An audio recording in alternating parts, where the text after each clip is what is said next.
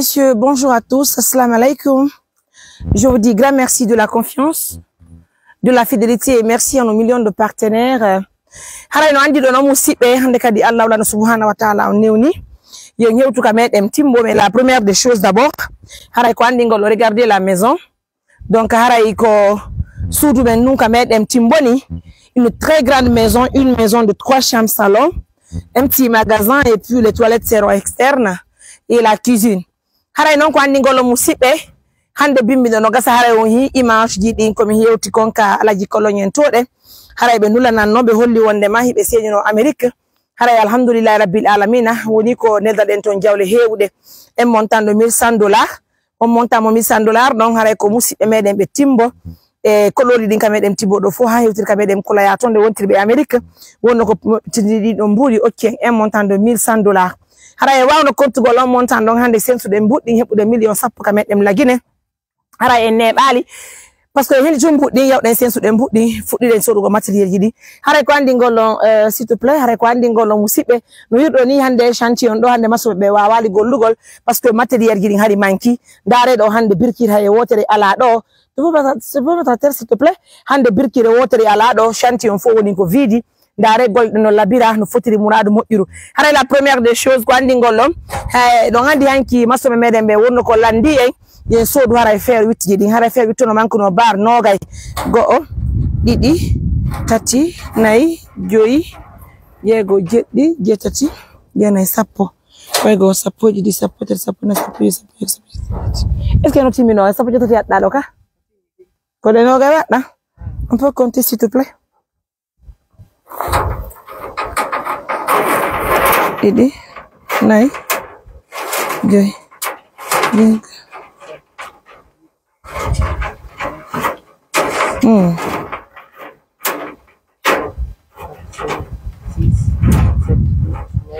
Très bien.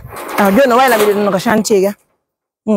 Haray musibe lero million sappo ko hendi den don haray be weltani taw musibe meden be moƴƴa haray wawi sodde bien haray wawi sodde haray fer witi din haray nogayno do haray ko don ko maso be landi alhamdulillah don hewti haray ko ciment ji on peut compter les ciments s'il te plaît lève ça compter les ciments s'il te plaît haray hebi do ka ton goto ciment e der din do mbudi haray mbudi heddi din ko di wonde ngi sodde haray birkiji heddi den viens par là s'il te plaît bien compter ciment ji 3, 4, 5, 6, 7, 8, 9, 10, 11, 12, 13, 14, 15, 16, 17, 18, 19, 20. Très bien. Oui, il y a combien de sacs? 3. Ok, na bato si manjirina. Bien, musibe hare kono hirdo ni hare ko dum woni ko fewndi ka medem do. Hare no andintingol long hare en sodi ton goto ciment.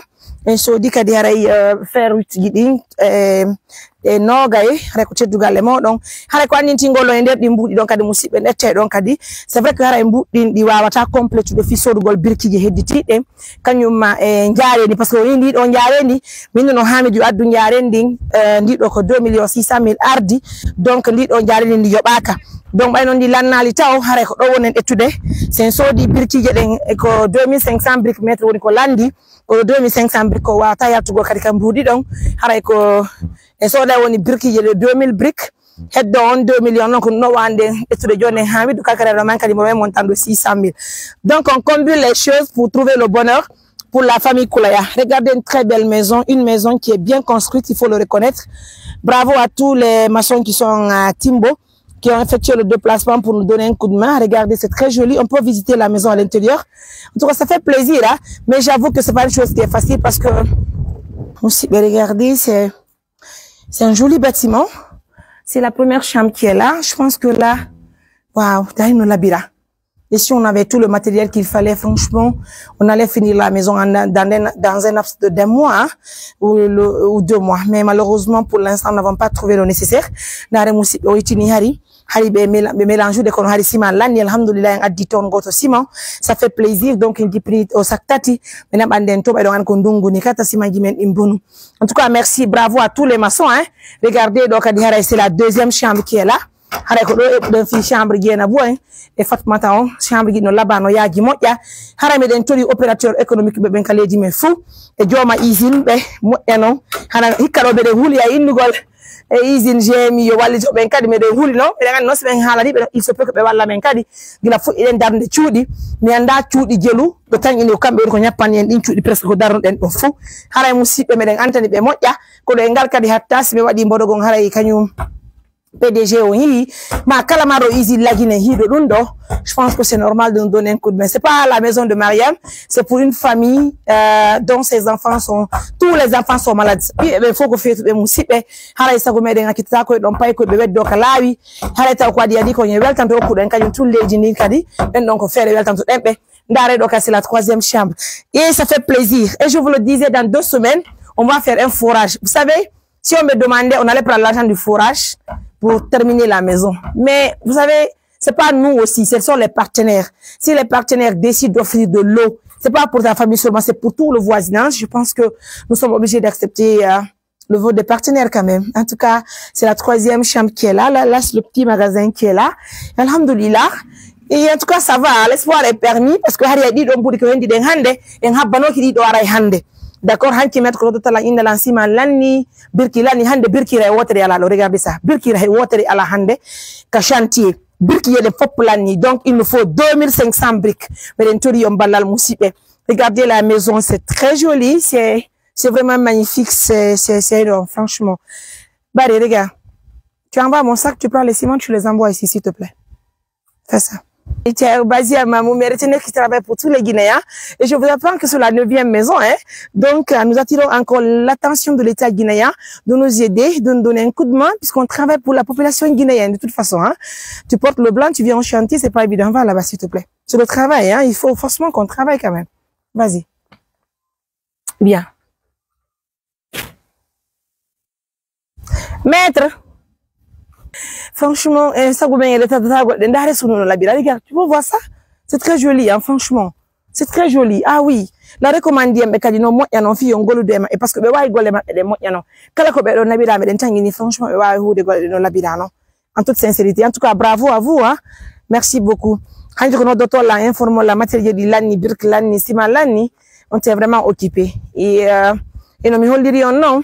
En fait, que chantier du coup, mo yangol men ko men accu de partenaire be walli to men kala ko ben hebi kala ben ngara men holla dum do hebike kono si mi pigi di ngari baawo an mi hollali be haray haji ga wadale hore muraduji di on tini ndi da jare ndi ari mi holli on di yobaka taw ko bami do andi kajun sakata do won jare ko du wadi seni don ha jono do den golden en hala hebde problème o yi ko hande woni ko men hendi mbudi urdi Amerique musi e meden be timbo wono be Amerique woni ko neldi men hande $1100 haray men sense ben hebi million sappo ko dum nyeto men sodi do haray fer ko landi don kon timmido fer biti didi ngari siman kadi be ngaddi ton goto jon men yaare kadi do ngandi di njaareedi mbuɗɗini yonata compliqué soda birki soda njaare haray 2500 birki yeltata don kadi haray ko 2000 birki wata yaltugol e hoore mum joni haray kadi siman jiɗi on no njaaren ni reta 2000 yo men jonna haami luta don kadi 600000 tini haray kadi birki jene fanti do manki joni golde no ngasa kadi jango an fabbi jango haray julɓe ala kadi wallime on tini wani pigirin ko no yaata kon stay woni matériel on tulanni en detti bayla ngandire yimbe be nga haray mi hollali partenaire be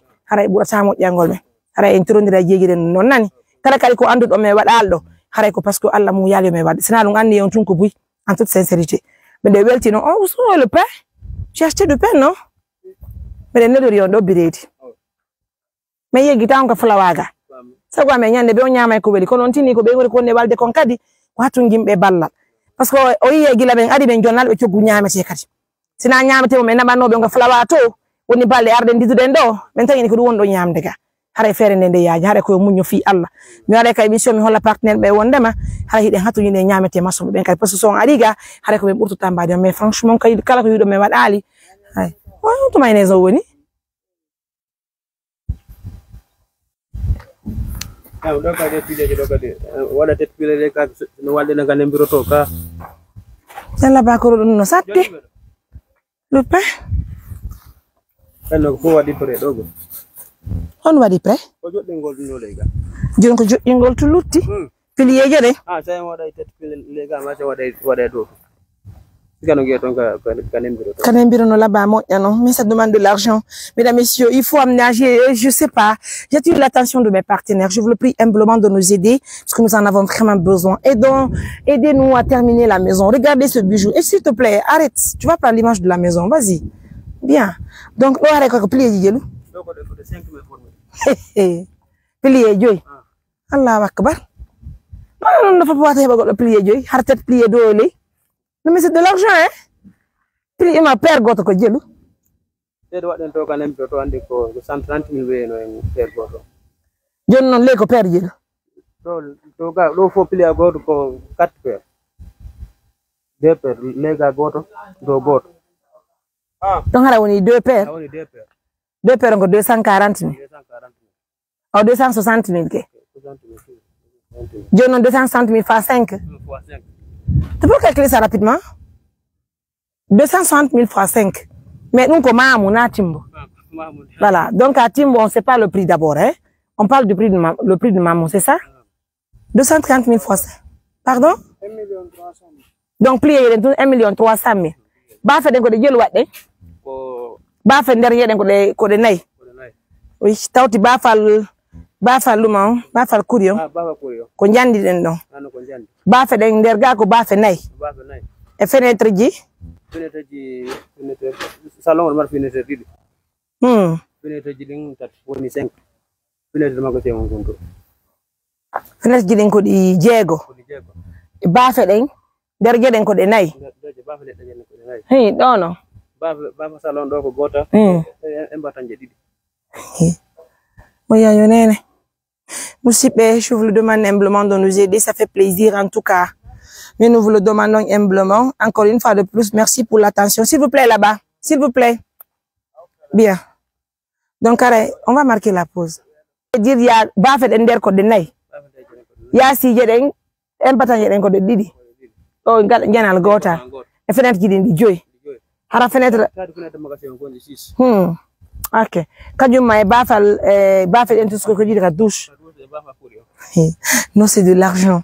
C'est de l'argent, mes amours. Je me demande aussi comment on va avoir ce financement pour clôturer la maison, pour aménager la maison. Je me demande, mais bon, on s'en tient à Allah, hein. C'est Allah qui va nous aider. En tout cas, merci ce matin. Merci à nos millions de partenaires. Je vais vous laisser, mais tenez-vous bien. J'en ai vraiment besoin de votre aide et de le soutien. Je vais vous laisser, mais prenez bien soin de vous. Bye.